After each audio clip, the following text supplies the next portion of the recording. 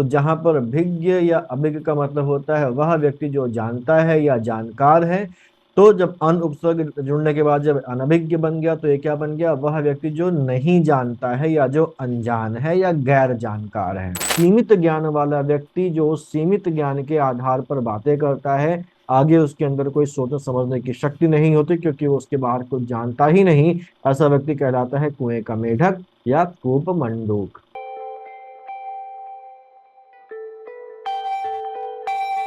नमस्कार, UP PCS planners के हिंदी की सीरीज के एक नए वीडियो में आपका स्वागत है। आज का वीडियो वाक्यांश के लिए एक शब्द का दूसरा वीडियो है। ये टॉपिक समीक्षा अधिकारी की प्री और मेंस के अलावा पीसीएस मेंस में भी 10 मार्क्स का आता है। इस वाक्यांश के इन वीडियोज में हम कुछ जरूरी, सबसे ज्यादा पूछे जाने वाले और कंफ्यूजिंग शब्दों को ही पढ़ रहे हैं, जिसका एक पार्ट हम लोग पिछले वीडियो में कवर कर चुके हैं और जैसा मैंने बताया कि आज उसका दूसरा वीडियो है। तो कुछ शब्द हम पिछले वीडियो में देख चुके हैं और कुछ आज के वीडियो में कवर करेंगे। तो आज का जो पहला शब्द है वो है अज्ञ। अज्ञ का मतलब होता है जो कुछ नहीं जानता, यानी कि ज्ञान रहित, मूर्ख और अज्ञानी। ज्ञा जो शब्द या जो ज्ञा जो वर्ण है या जो ज्ञा जो शब्द है वो बेसिकली बताता है, ज्ञान को रिलेट करता है। और जब इसके साथ अ उपसर्ग जुड़ जाता है तो वो फिर से निगेटिविटी में आ जाता है, निगेट करने में आ जाता है। तो ज्ञ मतलब ज्ञानी से संबंधित है, और जब अ लग गया तो जिसके पास कोई भी ज्ञान नहीं है, जिसके पास कोई जानकारी नहीं है, जो ज्ञान रहित है, जो मूर्ख है, जो अज्ञानी है, उसको वो रिप्रेजेंट करता है। तो अज्ञ का मतलब है वह जो कुछ नहीं जानता, जो ज्ञान रहित है, जो मूर्ख है, जो अज्ञानी है। इसके बाद आता है दूसरा शब्द विज्ञ या प्रज्ञ। विज्ञ और प्रज्ञ दोनों ही सिनोनिमस हैं एक दूसरे के पर्यायवाची की तरह हैं, समानार्थी हैं। तो इसका मतलब होता है वह जो जानता है, जो जानकार है, या जिसकी बुद्धि है, जिसका ज्ञान जो है वो प्रकृष्ट है।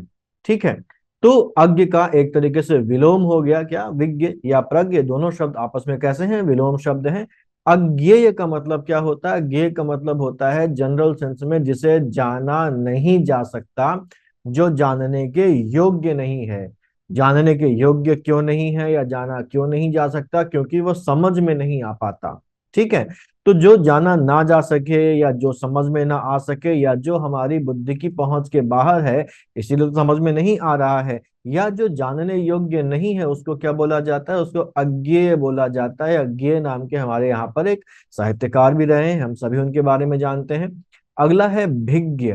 भिज्ञ का मतलब होता है जानने वाला या जानकार, और इसी का समानार्थी होता है अभिज्ञ। अक्सर हम लोग भिज्ञ और अभिज्ञ को एक दूसरे का विलोम शब्द समझ लेते हैं, लेकिन जो अभिज्ञ है वो भिज्ञ का समानार्थी है और दोनों का ही मतलब होता है जानने वाला या जानकार। और जब इसके साथ अन उपसर्ग जुड़ जाता है, अन उपसर्ग जुड़ जाता है तो बन जाता है अनभिज्ञ।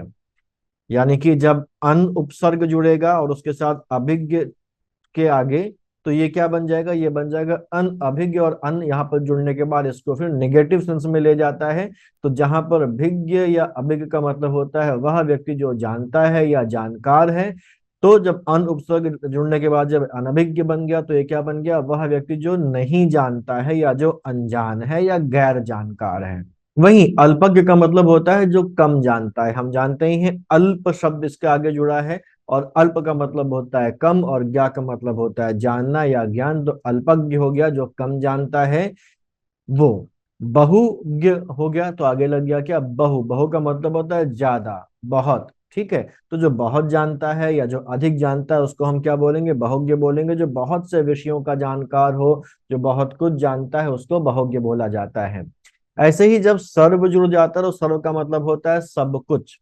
तो सर्वज्ञ हो गया क्या, जो सब जानता है, उसे सर्वज्ञ बोलते हैं। तो ये ज्ञा से बनने वाले कुछ शब्द थे, अज्ञ, विज्ञ या प्रज्ञ, अज्ञेय, भिज्ञ, अभिज्ञ, अनभिज्ञ, अल्पज्ञ, बहुज्ञ और सर्वज्ञ। तो इनकी क्या मतलब और इनका इस्तेमाल कहाँ पर होगा, वो आपको क्लैरिटी थोड़ी सी आई होगी। अगला है इसी से जुड़ा हुआ शास्त्रज्ञ। ज्ञा हम जानते हैं, हम लोगों ने अभी देखा था, ज्ञा का मतलब होता है ज्ञान या जानना। तो शास्त्रज्ञ का मतलब क्या हो गया, शास्त्र शब्द जुड़ गया, यानी कि वह जो शास्त्रों के बारे में जानता हो, जो शास्त्रों का ज्ञाता हो, उसे शास्त्रज्ञ कहा जाता है। और इसी का जो स्त्रीलिंग है वो हो गया शास्त्रज्ञा। वह स्त्री जो शास्त्रों की अच्छी ज्ञाता हो उसे शास्त्रज्ञा बोलते हैं। ऐसे ही मर्मज्ञ, ज्ञ के आगे क्या लगा है? मर्म। ज्ञ का मतलब जानना या जानकारी रखना, और किस चीज की? मर्म की। जो किसी भी चीज के मर्म की जानकारी रखता है, किसी भी चीज की बेसिक चीजों से लेके उसकी एडवांस चीजों तक के बारे में जो जानकारी रखे उसको क्या बोलते हैं? मर्मज्ञ बोलते हैं, उस पर्टिकुलर चीज को बारे में जानने वाले को। तो मर्मज्ञ किसी बात के मर्म को जानने वाला मर्मज्ञ कहलाता है। तत्वज्ञानी किसकी इसका ज्ञानी है? तत्व का ज्ञानी है। जो किसी तत्व को जानता हो उसको तत्वज्ञानी बोलते हैं, उसको तत्वविद बोलते हैं। ऐसे ही तत्व बोधनी शब्द है। तत्व बोधनी, बोधनी का मतलब होता है जो जानकारी दे या जो ज्ञान प्रदान करे, उसको बोधनी बोलते हैं। तो तत्व बोधनी का मतलब है कोई भी ऐसी साधना जिसके द्वारा तत्व ज्ञान हो। हम लोग भी तो साधना ही कर रहे हैं, जो पढ़ाई है ये एक प्रकार की साधना ही है, जिससे हमको अपना जो अभिष्ट जो फल चाहिए वो मिलता है। तो तत्वबोधनी क्या है? वह साधना जिसके द्वारा तत्व का ज्ञान होता हो। मंद बुद्धि, बुद्धि मतलब दिमाग, सोचने समझने की शक्ति, निर्णय लेने की शक्ति, वो बुद्धि कहलाती है। और वो कैसी है? मंद है। मंद का मतलब होता है धीमी है, यानी कि जिसकी बुद्धि मंद हो उसको मंद बुद्धि बोलते हैं। ऐसे ही एक शब्द है विदुर। महाभारत में विदुर नाम के एक पात्र थे, और विदुर जो थे वो नीति के ज्ञानी थे, विद्वान थे। तो उन्हीं का नाम एक तरीके से क्या हो गया? पर्यायवाची हो गया। किसका? उसका। वह जो नीति का ज्ञान रखता है, यानी कि जो नीतिज्ञ होता है, जो चतुर होता है, उसी को विदुर कहना शुरू हो गया। और इसी से मिलता जुलता एक और शब्द है जिसका नाम है विदूर। दोनों में देखिएगा अंतर क्या है? विदुर में छोटे ऊ की मात्रा लगी हुई है, और विदुर में बड़े ऊ की मात्रा लगी है। और एक मात्रा के इस परिवर्तन से दोनों का जो अर्थ है वो बदल जाता है। जहां विदुर का मतलब था वह व्यक्ति जो नीतिज्ञ है, यानी कि नीति का ज्ञानी है, जो चतुर है। वहीं विदूर का मतलब हो जाता है वह जो बहुत अधिक दूर स्थित हो, जो बहुत दूर स्थित हो, उसे विदूर कहते हैं। तो विदुर और विदूर में कंफ्यूज नहीं होना है। ऐसे ही विदुषी, जहां पर विदुर बोलते हैं उस व्यक्ति को या उस पुरुष को जो नीतिज्ञ होता है, चतुर होता है, ज्ञानी होता है। वहीं विदुषी जो शब्द है वो स्त्रियों के संदर्भ में इस्तेमाल होता है, फीमेल्स के कंटेक्स्ट में यूज होता है। और विदुषी का मतलब हो जाता है वह स्त्री जो विद्वान हो। ठीक है। बेसिकली विद्वान का जो स्त्रीलिंग है वो विदुषी होता है। वहीं अगला शब्द है व्याकरण। जो व्याकरण का जानने वाला हो, जो व्याकरण का ज्ञान रखता है, उसको व्याकरण बोलते हैं। द्विभाषी, भाषाओं से संबंधित कुछ शब्द हैं। द्विभाषी वह व्यक्ति होता है जो दो भाषाएं बोल सकता है, दो भाषाएं जानता है, उसको द्विभाषी बोलते हैं। बहुभाषी बोलते हैं बहुत सी भाषाओं को बोलने वाला। कभी कभी बहुत बोलने वाले को भी बहुभाषी कहा जाता है। तो इसके दो अर्थ निकलते हैं। बहुभाषी का मतलब होता है जो बहुत सी भाषाएं बोलता हो, और बहुभाषी का ही एक और मतलब भी होता है जिसका मतलब जो होता है कि बहुत अधिक बोलने वाला भी बहुभाषी कहलाता है। और इसी से मिलता जुलता एक शब्द है बहुभाषा विद। विद का मतलब होता है वही जानकार, विद्वान। जो बहुत सी भाषाओं का विद्वान हो, जो बहुत सी भाषाओं को जानता हो, उसको बहुभाषा विद बोलते हैं। दुभाषिया, दुभाषिया बेसिकली क्या होता है? ट्रांसलेटर को दुभाषिया बोलते हैं। दो लोग अलग अलग भाषाओं को जानने वाले जो एक दूसरे की भाषाओं को नहीं जानते, अगर आपस में बात करेंगे तो उनकी बातों को जो है वो प्रॉपरली कम्युनिकेट नहीं हो पाएगी। एक इंग्लिश जानता है, हिंदी नहीं जानता, दूसरा हिंदी जानता है, इंग्लिश नहीं जानता। तो कोई ऐसा व्यक्ति जो दोनों भाषाओं को जानता है वो उन दोनों के बीच में कम्युनिकेशन को पूरी करवाता है। इंग्लिश जानने वाले की बात को सुन के उसको हिंदी में ट्रांसलेट करके हिंदी जानने वालों को बता देता है, और हिंदी जानने वाले की बात को हिंदी में सुन के उसको इंग्लिश में ट्रांसलेट करके इंग्लिश वाले को बता देता है। ऐसे व्यक्ति को इंग्लिश में तो ट्रांसलेटर बोलते हैं, लेकिन हिंदी में इसको क्या बोलते हैं? दुभाषिया बोलते हैं। यानी कि दो भाषाओं को जानने वाला ऐसा मनुष्य जो उन भाषाओं को बोलने वाले दो मनुष्यों को एक दूसरे का अभिप्राय समझाए, कम्युनिकेशन को कंप्लीट करे, या दोनों पक्षों की भाषा को समझने वाला दुभाषिया कहलाता है। तो द्विभाषी और दुभाषिया में अंतर है, इसको आप ध्यान रखिएगा। विवेकी वह व्यक्ति होता है जो सोच समझ कर काम करता है, जिसे भले बुरे का ज्ञान होता है, जो ये समझ सकता है कि इस चीज का, इस बात का, इस काम का हमारे भविष्य पर अच्छा प्रभाव होगा या बुरा प्रभाव होगा, या अपने ही क्यों दूसरों के ऊपर उसका अच्छा प्रभाव होगा या बुरा प्रभाव होगा। ऐसे व्यक्ति को बोलते हैं विवेकी, और इस क्षमता को बोलते हैं विवेक। ठीक है। मेधावी वह होता है जिसकी जो मेधा होती है, जो बुद्धि होती है, वो बहुत तेज होती है, जो असाधारण होती है, ऐसे व्यक्ति को मेधावी बोलते हैं। जैसे स्कूल में, कॉलेजेस में जो बहुत अच्छे मार्क्स लेके आता है, पढ़ाई में बहुत अच्छा होता है, उसको क्या बोला जाता है? मेधावी छात्र। क्योंकि उसकी बुद्धि, उसकी मेधा कैसी होती है? प्रखर होती है।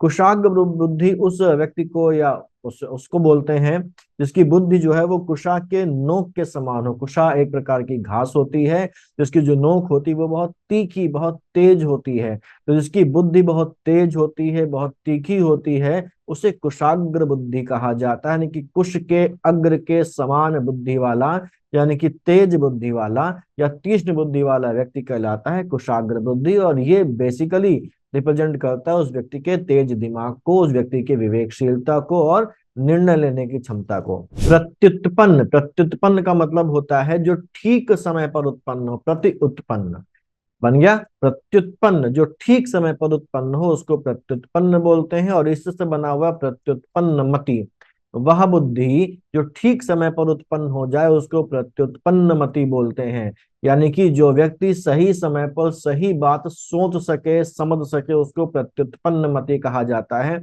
अक्सर हमारे पास कोई सवाल आता है तो हम उसका उस समय तुरंत सही उत्तर नहीं खोज पाते, बाद में हमारे दिमाग में वो बात आती, तो ऐसे अगर हम हैं तो हम प्रत्युत्पन्न मति नहीं है। लेकिन अगर हम किसी भी सवाल के आने पर तुरंत उसका सही जवाब खोज कर उसको सही जवाब दे सकें उसका, तो हम कैसे व्यक्ति हैं? हम प्रत्युत्पन्न मति वाले हैं। तो इसका मतलब तो ये होता है कि वह जिसमें तुरंत सोचने की शक्ति हो या जो तुरंत किसी प्रश्न का उत्तर सोच ले।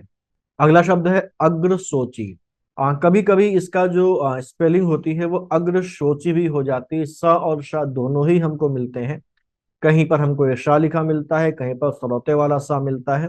बेसिकली अग्र सोची का मतलब या अग्र सोची का मतलब होता है जो आगे की सोचता हो। अग्र का मतलब होता है आगे और सोची का मतलब होता है सोचने वाला। तो वह व्यक्ति जो आगे की बात सोच के चले, जो आगे की बात सोच ले, उसे अग्र सोची या अग्र सोची बोलते हैं। और इसी से मिलता जुलता एक शब्द है दूरदर्शी, लेकिन दोनों में अंतर है। दूरदर्शी वह व्यक्ति होता है जो दूर की चीजों को समझ ले, सोच ले, बहुत दूर की समझ रखने वाला कि आज जो हम काम करने जा रहे हैं इसका आगे चलकर भविष्य में क्या प्रभाव पड़ेगा, अच्छा पड़ेगा या बुरा पड़ेगा। तो दोनों शब्दों का जो अर्थ है वो लगभग मिलता जुलता है। दूरदर्शी उस व्यक्ति को बोलते हैं जो भविष्य में बहुत दूर तक की बातों को सोच सकता है, समझ सकता है। और जनरली ऐसा व्यक्ति कैसा होता है? विवेकी होता है। बहुदर्शी का मतलब होता है वह जिसने बहुत कुछ देखा हो, उसको बहुदर्शी बोलते हैं।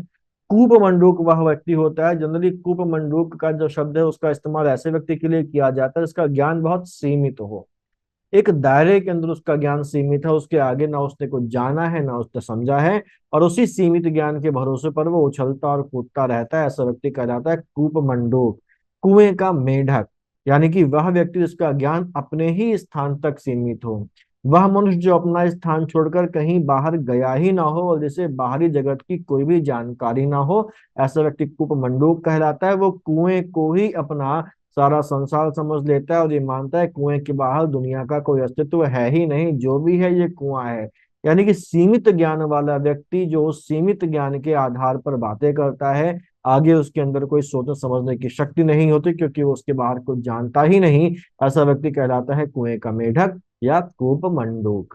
यशस्वी, यशस्वी का मतलब होता है जिसने यश प्राप्त किया हो, जिसका यश चारों ओर फैला हो या जो यश से युक्त हो उसको यशस्वी बोलते हैं। द्विवेदी, हमारे यहाँ भारत में चार वेद हैं, हमारे सनातन धर्म में चार वेद हैं, जिसको हम लोगों ने हिस्ट्री में जब वैदिक काल पढ़ा होगा तो वहां पर हम लोगों ने देखा होगा कि चार वेद हैं। कौन कौन से चार वेद हैं? ऋग्वेद, यजुर्वेद, सामवेद और अथर्ववेद, ये चार वेद हैं। जिस व्यक्ति ने इन चारों वेदों को पढ़ा होता है, जिसको इन चारों वेदों का ज्ञान होता है, उस व्यक्ति को कहा जाता है चतुर्वेदी।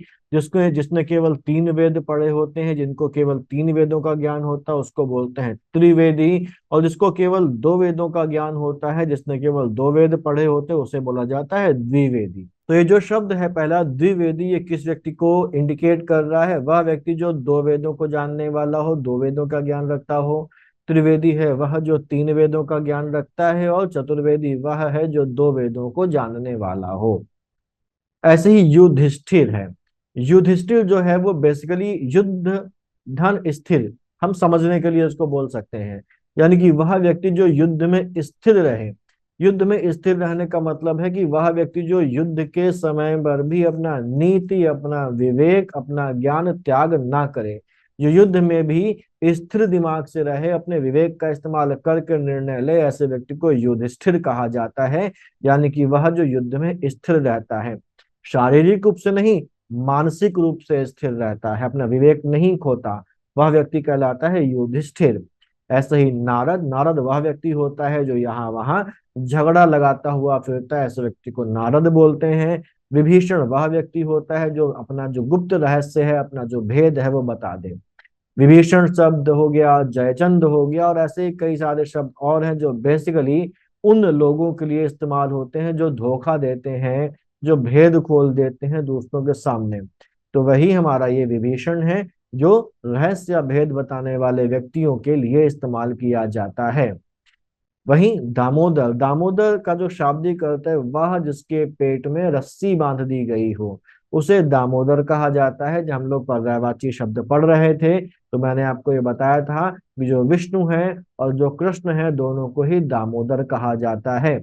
क्यों? क्योंकि जब कृष्ण भगवान मक्खन चुराकर खा रहे होते हैं, जब उनकी माँ उनको देख लेती हैं, उनको पालने वाली माँ जिनका नाम यशोदा है, उनको देख लेती हैं तो उनके कमर में रस्सी बांध के उनको एक पेड़ में बांध देती हैं। तो क्योंकि उनके पेट में रस्सी बांध दी गई तो उन्हें दामोदर कहा जाता है। तो जो दामोदर है उसका पर्यायवाची भी क्या है? उसका पर्यायवाची विष्णु भी है और उसका पर्यायवाची कृष्ण भी है। चषक, चषक बेसिकली उस पात्र को कहा जाता है, उस बर्तन को कहा जाता है जिसमें मदिरा पी जाती है। तो मदिरा पीने का, शराब पीने का या मद्य पीने का जो पात्र होता है, उस पात्र को चषक कहा जाता है। आ चुका है एक बार ये सवाल, 2016 के पीसीएस में आरओ में पूछा गया था, प्री में ये। ऐसे ही कुछ और शब्द जो कंफ्यूजिंग है, जैसे अभीप्सा, अभीप्सित, ईप्सित, अनीप्सित। तो अभीप्सा बेसिकली क्या होता है? किसी भी वस्तु को प्राप्त करने की जो तीव्र इच्छा होती है उसको अभीप्सा बोलते हैं। ईप्सा शब्द से बेसिकली ये बना हुआ है, ईप्सा का मतलब ही इच्छा होता है। और ये अभीप्सा क्या बताता है? किसी भी वस्तु को पाने की जो तीव्र इच्छा होती है उसको अभीप्सा बोलते हैं। और जिस वस्तु की इच्छा की जाती है उसको अभीप्सित बोला जाता है, कि वह वस्तु मुझे अभीप्सित है, यानी कि मुझे उस वस्तु को पाने की तीव्र इच्छा है।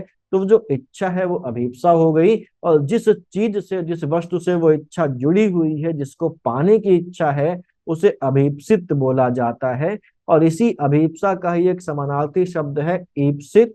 जिसकी इच्छा की गई हो उसको ईप्सित कहा जाता है। अभीप्सित का ही समानार्थी शब्द है जिसकी इच्छा की गई हो उसे ईप्सित कहा जाता है। और ईप्सित का विलोम होता है अनीप्सित, यानी कि जिसकी इच्छा ना की गई हो। यहाँ पर भी अन उपसर्ग जुड़ गया है जो निगेटिविटी को इंक्लूड कर देता है, निगेट जो उसका मीनिंग है वो बदल देता है।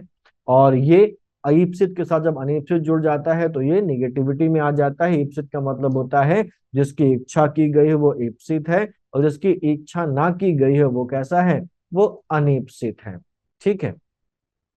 जिज्ञासा, हम जानते हैं जिज्ञासा का मतलब क्या होता है? किसी भी चीज को जानने की इच्छा, कोई ज्ञान प्राप्त करने की इच्छा क्या कहलाती है? जिज्ञासा कहलाती है। और जिस व्यक्ति के अंदर यह इच्छा होती है, वह व्यक्ति जो कुछ जानना चाहता है, उस व्यक्ति को, या कोई ज्ञान प्राप्त करना चाहता है उस व्यक्ति को जिज्ञासु बोला जाता है। तो जिज्ञासा होती है जानकारी या ज्ञान प्राप्त करने की इच्छा, और जिज्ञासु बोला जाता है उस व्यक्ति को जिसके अंदर कुछ ज्ञान जानने की या ज्ञान प्राप्त करने की इच्छा होती है। अगला जो शब्द है वो है बुभुक्षा। बुभुक्षा होती है भूख, भूख को बुभुक्षा बोला जाता है। अगर भूख होती है तो हमें क्या चाहिए? भूखे को चाहिए खाना। उसके अंदर जो सबसे प्रबल इच्छा होती है वो किस चीज की होती है? खाने की इच्छा होती है। तो बुभुक्षा का जो शाब्दिक अर्थ है वो तो होता है भूख, लेकिन इससे एक इच्छा भी जुड़ी हुई है। और वो इच्छा क्या है? कुछ खाने की इच्छा। तो खाने की इच्छा या भूख को बोलते हैं बुभुक्षा। और जिस व्यक्ति के अंदर यह इच्छा होती है उसको भूखा बोला जाता है। ठीक है। और क्योंकि भूखे के अंदर खाने की इच्छा है तो हम क्या बोलेंगे? बुभुक्षा का मतलब होता है खाने की इच्छा, और बुभुक्षु का मतलब होता है वह जिसको कुछ खाने की इच्छा है। तो जिसे खाने की इच्छा है या वह जो भूखा है उसको बुभुक्षु बोला जाता है। और इसी अर्थ को रिप्रेजेंट करने वाला एक शब्द और है बुभुक्षा का मतलब भी खाने की इच्छा होता है। और एक और शब्द है जिघत्सा। कई शब्द आपको मिलती जुलती वर्तनी वाले मिलेंगे, तो उसको मैं बार बार बोल रहा हूँ, शुरुआत से लगभग हर वीडियो में बोल रहा हूँ कि प्लीज इसको लिख लिख कर तैयार करिए। तो जो थोड़े बहुत अंतर वाले शब्द हैं जिनमें कंफ्यूज होने के चांसेस बहुत ज्यादा होंगे, वो आपको क्लियर हो जाएंगे। और कंफ्यूजन जब दूर हो जाएगा तो अब जाहिर सी बात है बाकियों से बेहतर स्कोर कर पाएंगे। तो बुभुक्षा और जिगत्सा दोनों ही समानार्थी शब्द हैं। बुभुक्षा का मतलब भी खाने की इच्छा होता है, और जिगत्सा का मतलब भी खाने की इच्छा या भूख होता है। ठीक है। किसी किसी किताब में अंतर क्रिएट करने के लिए खाने की इच्छा की जगह भोजन की इच्छा रख दिया गया, तो बात तो एक ही है ना। भोजन भी तो खाया ही जाता है, तो वो उन सब चक्कर में नहीं पड़ना है। दोनों ही का जो अर्थ है वो समान है। ऐसे ही बुभुक्षु और जिगत्सु का अर्थ समान है। बुभुक्षु का मतलब क्या होता है, खाने की इच्छा हो जिसे, या जो भूखा हो। और जिगत्सु का मतलब भी होता है वह व्यक्ति जो भूखा हो या जिसे खाने की इच्छा हो। तो ये ध्यान रखिएगा, बुभुक्षा और जिगत्सा दोनों का ही एक अर्थ है, और बुभुत्सु और जिगत्सु दोनों का ही एक अर्थ है। दोनों का ही अर्थ होता है जिसे खाने की इच्छा हो, या जिसे भोजन की इच्छा हो, या जो भूखा हो। ऐसे ही अगला शब्द है जिगीषा। जिगीषा होता है जीतने या विजय प्राप्त करने की इच्छा, और ये इच्छा हम सब में होनी चाहिए। पॉजिटिविटी का मतलब है ये। ठीक है, पॉजिटिव होंगे यानी कि हम आगे बढ़ने की इच्छा रखेंगे। अपने जीवन के आने सामने जो लक्ष्य आ रहे हैं, जो चुनौतियां आ रही हैं, उनमें हमको विजय प्राप्त करने की इच्छा होनी चाहिए। तो जिगीषा का मतलब होता है विजय प्राप्त करने की या जीतने की इच्छा। और जिस भी व्यक्ति के अंदर यह इच्छा होती है उसको बोलते हैं जिगीषु। स्पेलिंग्स का ध्यान रखना है, कहाँ पर छोटी की मात्रा लगी है, कहाँ पर बड़ी की मात्रा लगी है, इसका आपको अच्छी तरीके से ध्यान रखना है। क्योंकि इन्हीं कुछ बातों पर आयोग हमको कंफ्यूज कर देता है, और हम आता हुआ सवाल गलत करके चले आते हैं। तो जिगीषा है जीतने की या विजय प्राप्त करने की इच्छा, और जिगीषु है वह व्यक्ति जिसके अंदर जीतने की या विजय प्राप्त करने की इच्छा हो। वहीं अगला शब्द है जिहीर्षा। जिहीर्षा होता है हर लेने की इच्छा, हरने की इच्छा, लेने की इच्छा, हरण करने की इच्छा या कामना। ठीक है, ऐसे रावण के अंदर इच्छा थी सीता जी का हरण करने की, यानी कि उसके अंदर क्या थी, जिहीर्षा थी सीता जी का हरण करने की। और जो ये करता है उसको क्या बोलते हैं, जिहीर्षु बोलते हैं। हरण करने की इच्छा रखने वाला, छोटी की मात्रा लगेगी यहाँ पर जिहीर्षु। ठीक है, तो हरण करने की इच्छा वाला हो गया। ऐसे ही जिजीविषा शब्द बड़ा कॉमन है, जिसके अंदर जीने की इच्छा हो, जिंदा रहने की इच्छा हो, उस व्यक्ति को जिजीविषु बोला जाता है, जिजीविषु बोला जाता है। और ऐसी इच्छा को बोला जाता है जिजीविषा।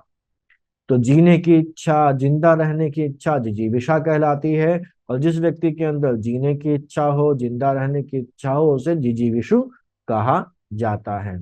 ऐसे ही जिघांसा, किसी को भी जान से मार डालने की इच्छा जिघांसा कहलाती है। और जिस व्यक्ति के अंदर किसी को भी जान से मार डालने की इच्छा हो, ऐसा व्यक्ति कहलाता है जिघांसु। तो जिघांसा है जान से मारने की इच्छा, और जिघांसु है जान से मार डालने की इच्छा वाला, इसको जिघत्सु या जिघत्सा से कंफ्यूज मत करिएगा। जिघत्सा क्या था, जिघत्सा था भूख, यानी कि खाने की इच्छा। और जिघांसा क्या है, जान से मारने की इच्छा। इसका अंतर ध्यान रखिएगा। और युयुत्सा होती है युद्ध करने की प्रबल इच्छा, लड़ने की इच्छा, युद्ध करने की इच्छा युयुत्सा होती है। और जिस व्यक्ति के अंदर लड़ने की या युद्ध करने की इच्छा हो, उसे युयुत्सु बोला जाता है। अगला शब्द है मुमूर्षा। मुमूर्षा होती है मरने की इच्छा, और मुमूर्षु होता है वह व्यक्ति जिससे मर जाने की कामना हो। तो मरने की इच्छा मुमूर्षा कहलाती है, और मर जाने की इच्छा करने वाला व्यक्ति मुमूर्षु कहलाता है। और इसी से मिलता जुलता शब्द है मुमुक्षा। मुमुक्षा होता है वह व्यक्ति जिसको मोक्ष प्राप्त करने की इच्छा हो, तो ये इच्छा मुमुक्षा कहलाती है। और वह व्यक्ति जिसे मोक्ष प्राप्त करने की इच्छा हो उसको मुमुक्षु बोला जाता है। यहाँ पर ध्यान रखिएगा, मुमूर्ष में बड़े की मात्रा है, जबकि मुमुक्षा में छोटे की मात्रा है सभी जगह पर। तितीर्षा होती है तैरने की इच्छा, और जो तैरने की इच्छा रखने वाला व्यक्ति होता है उसको तितीर्षु बोलते हैं। और इसी से मिलता जुलता शब्द है तितिक्षा। तितीर्षा होती है तैरने की इच्छा, और तितिक्षा होता है कष्ट सहने की सामर्थ्य।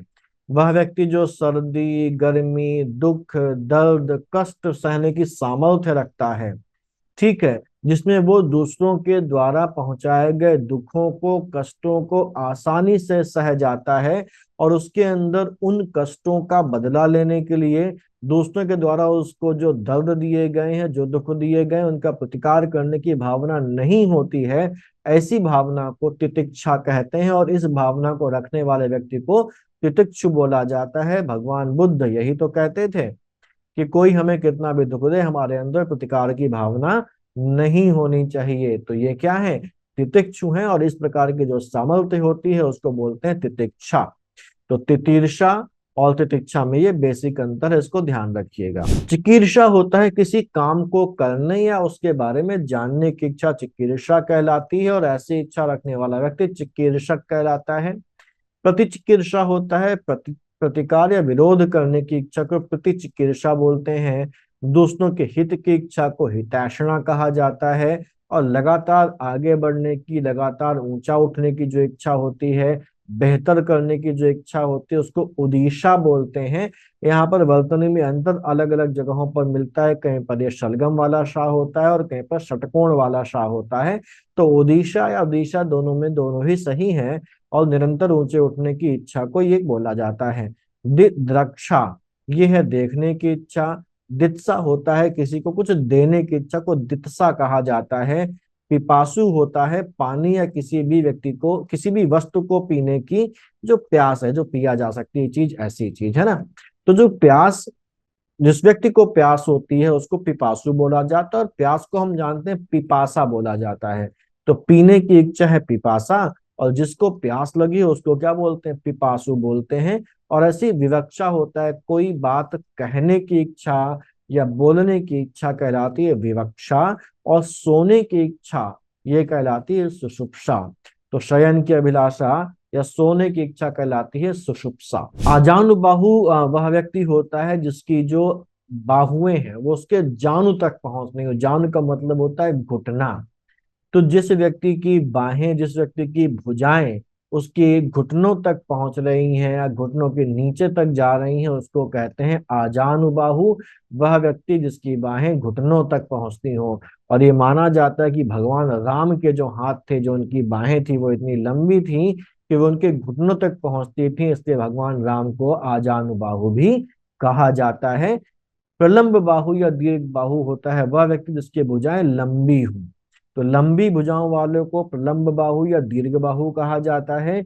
लेकिन उसकी भुजाएं अगर इतनी लंबी हैं कि वो घुटने तक पहुंच रही हैं तो उसको आजानुबाहु बोला जाएगा। अब बात करते हैं आगे तर्जनी। तर्जनी बेसिकली उंगली होती है। हमारे पास में 5 उंगलियां होती है, जिसमें से एक अंगूठा और बाकी 4 उंगलियां होती हैं। तो हर उंगली का अलग अलग नाम है। जैसे तर्जनी या प्रदर्शनी, जो ये पहली उंगली होती है, इस पहली उंगली को तर्जनी या प्रदर्शनी बोलते हैं। प्रदर्शनी क्यों बोलते हैं? कि अगर हम कहीं पर भी कोई इशारा करते हैं तो ये वाली उंगली दिखाकर ही इशारा करते हैं, इंगित करते हैं, दिखाते हैं किसी भी चीज को, तो इसको प्रदर्शनी भी बोला जाता है। वैसे इसका जो वास्तविक नाम है वो क्या है? वो है तर्जनी।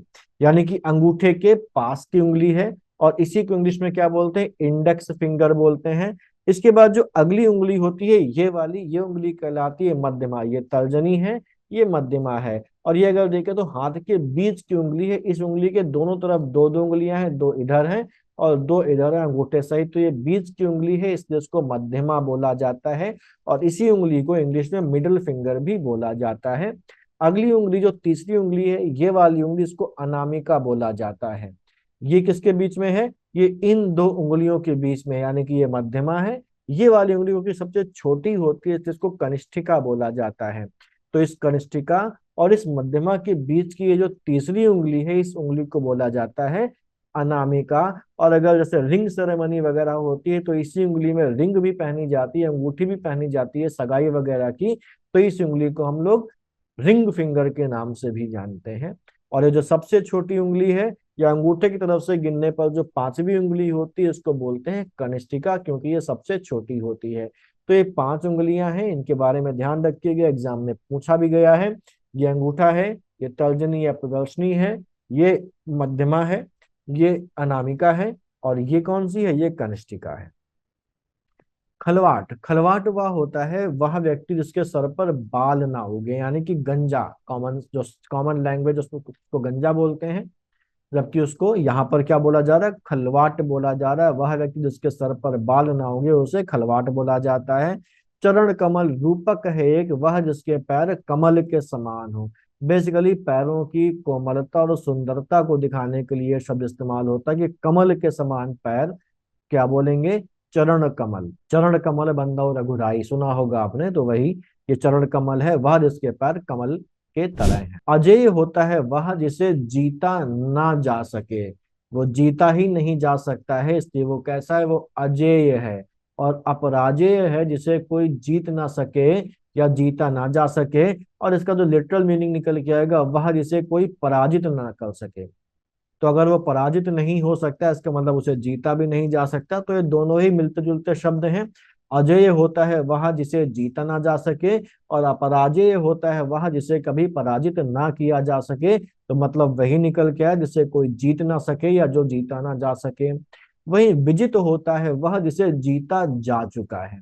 जो जीत गया वो विजेता होता है, और जो हार गया वो विजित होता है, क्योंकि उसको जीत लिया गया है। तो विजित जिसे जीत लिया गया हो, विजेता जिसने जीता हो या जिसने विजय प्राप्त करी हो। सर्वजित होता है वह जो सभी को जीत ले, उसको सर्वजित, सर्व का मतलब सभी, जो सभी को जीत ले वो सर्वजित कहलाता है। अतिथि या अभ्यागत वह व्यक्ति होता है, इसका मतलब होता है मेहमान। तो जो बिना बताए आ जाए वो क्या है, वही तो मेहमान है। यानी कि जिसके आने का समय हमें ना पता हो, जो कभी भी आ जाए, या जिसके आने की तिथि ना ज्ञात हो, वह कहलाया जाता है अतिथि। जनरल इसका मतलब होता है मेहमान। आतिथेय, आतिथेय वह होता है जो अतिथि की सेवा करता है। तो अगर एक एक घर में बी आ गया है मेहमान बनकर, तो बी तो हो गया अतिथि, और जो जिसके घर में वो आया है वो कौन है, वो आतिथेय है। इसको हम मेजबान भी बोलते हैं। तो जो आया है वो मेहमान यानी कि अतिथि, और जिसके यहाँ वो आया है वो मेजबान यानी कि आतिथेय होता है। अब अगर आपके यहाँ कोई आया है मेहमान बन के, तो उसकी आप खातिरदारी करेंगे, उसकी मेहमान नवाजी करेंगे। तो इसी खातिरदारी या इसी मेहमान नवाजी को बोला जाता है आतिथ्य। उसका सेवा सत्कार करना, उसका सम्मान करना, ये क्या कहलाता है, आतिथ्य कहलाता है। यानी कि अतिथि का सत्कार करना, अतिथि की सेवा करना। आगंतुक, आगंतुक भी एक ऐसा व्यक्ति होता है जो कहीं से भी आ जाता है। तो जो इधर उधर से घूमता फिरता आ जाए उसको आगंतुक कहा जाता है। अधमर्ण, अधमर्ण वह व्यक्ति होता है जिसने किसी से ऋण लिया हो। तो अगर आप किसी से ऋण लेते हैं, उधार लेते हैं, लोन लेते हैं, भगवान न करे कभी ऐसी जरूरत पड़े, तो ऐसे व्यक्ति को अधमर्ण कहा जाता है। और जो व्यक्ति ऋण देता है, जो लेंडर है, उसको बोला जाता है उत्तमर्ण, यानी कि ऋण देने वाला व्यक्ति उत्तमर्ण कहलाता है। नादिहंद उस व्यक्ति को कहते हैं जो कभी ऋण को वापस ना करे। तो जो अगर वह व्यक्ति ऋण चुका नहीं पाता है जिसने ऋण लिया है, तो ऐसे व्यक्ति को नादिहंद कहा जाता है। अगर वो ऋण चुका देता है तो अपने ऋण से उऋण हो जाता है, उसका ऋण खत्म हो गया, तो ऋण चुका देने वाला व्यक्ति उऋण कहलाता है। अगर जो सरकार है, जो जमींदार है, या जो राजा है, या कोई भी अथॉरिटी है जो इन चीजों को देखती है, वो अगर किसानों को उनकी खेती में सहायता के लिए कुछ लोन देती है, कुछ ऋण देती है, तो ऐसे ऋण को तकावी या तकावी कहा जाता है। ठीक है, इतिहास में पढ़ा होगा, मोहम्मद बिन तुगलक ने अपने किसानों को तकावी दिया था जब अकाल पड़ा था।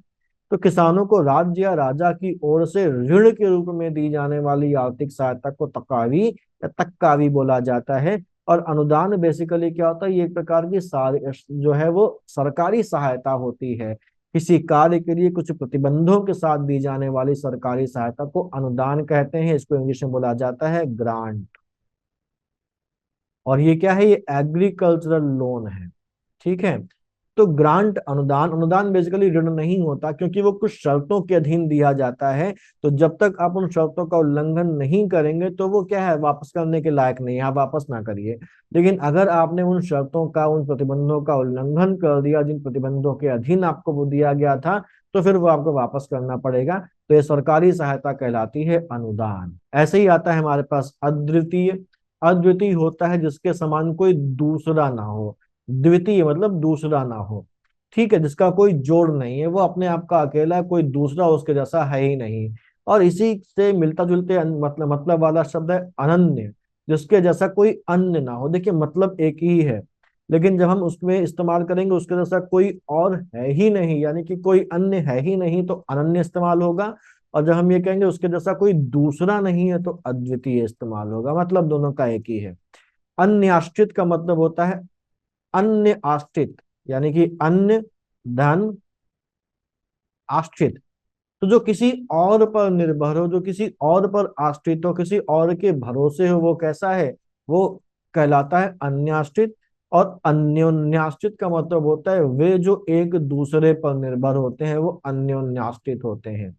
जो एक दूसरे के भरोसे होते हैं वो अन्योन्याश्रित होते हैं। अनन्य उपाय का मतलब होता है जिसका कोई अन्य उपाय ना हो, कोई भी दूसरा उपाय ना हो, उसको अनन्य उपाय बोलते हैं। ठीक है। अन्य मनस्क का मतलब होता है जिसका मन लग ही नहीं रहा है किसी एक काम में, उसका मन कहीं और ही लगा हो, जिसका मन किसी दूसरी जगह लगा हो, उसको अन्य मनस्क कहा जाता है। अन्यत्र का मतलब होता है जो यहाँ नहीं कहीं और हो। यहाँ नहीं है, कहीं और है, यानी कि वो कहाँ पर? अन्यत्र है, किसी और जगह पर है, किसी और स्थान पर है, इसलिए उसको अन्यत्र बोला जाता है।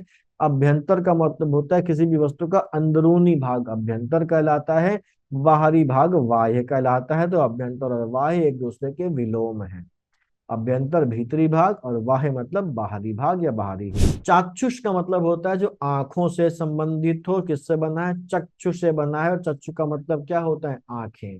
तो चाक्षुष का मतलब है वह जो आंखों से संबंधित हो। नीलाक्ष का मतलब होता है वह जिसकी आंखें नीली हो। नील धन अक्ष से बना है नीलाक्ष। अक्ष का मतलब होता है आंख और नील का मतलब होता है नीला। जिसकी आंखें नीली हो वह कहलाता है नीलाक्ष।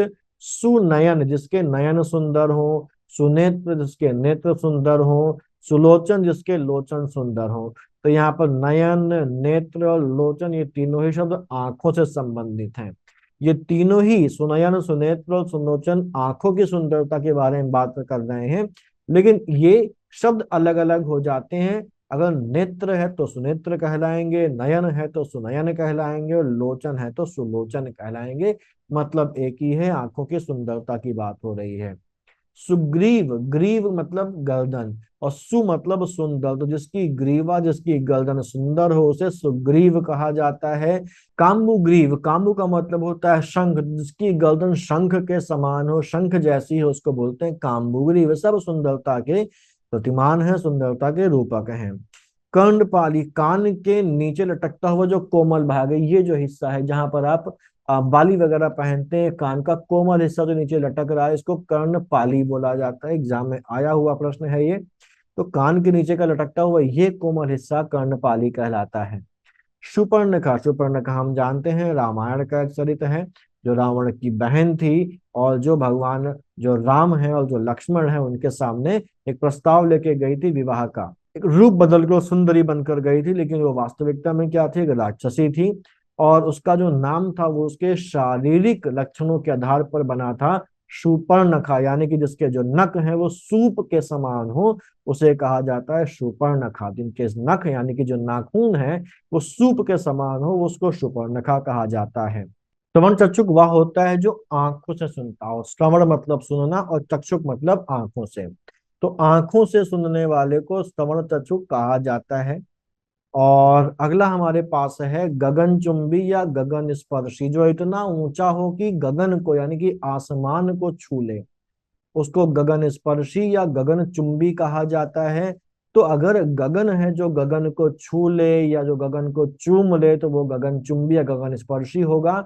और अगर वाक्यांश में गगन की जगह आकाश शब्द का इस्तेमाल हो जाए कि जो आकाश को छू ले या आकाश को स्पर्श कर ले या आकाश को चूम ले, उसको आकाश चुंबी कहा जाता है। मतलब एक ही है, गगन और आकाश पर्यायवाची शब्द हैं।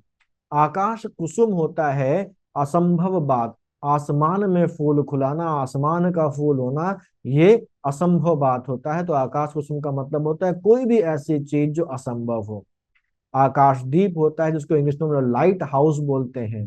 लाइट हाउस का मतलब क्या है? जहाजों को रात में रास्ता दिखाने के लिए लाइट हाउस बनाए जाते हैं, जिनको हिंदी में क्या बोला जा रहा है? आकाशदीप कहा जाता है। जहाजों को रात्रि में मार्ग दिखाने वाला प्रकाश स्तंभ।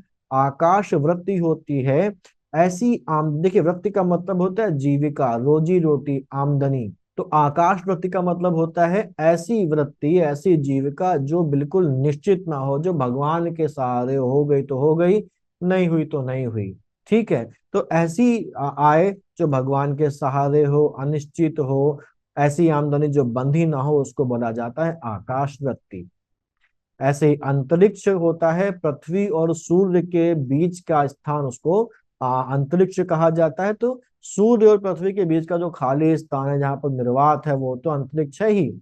लेकिन धरती और आकाश के बीच के स्थान को भी क्या बोला जाता है, उसको भी अंतरिक्ष बोला जाता है। तो धरती और आकाश के बीच के स्थान को भी अंतरिक्ष बोला जाता है। एक और शब्द है जहां पर धरती और आकाश मिलते हुए प्रतीत होते हैं।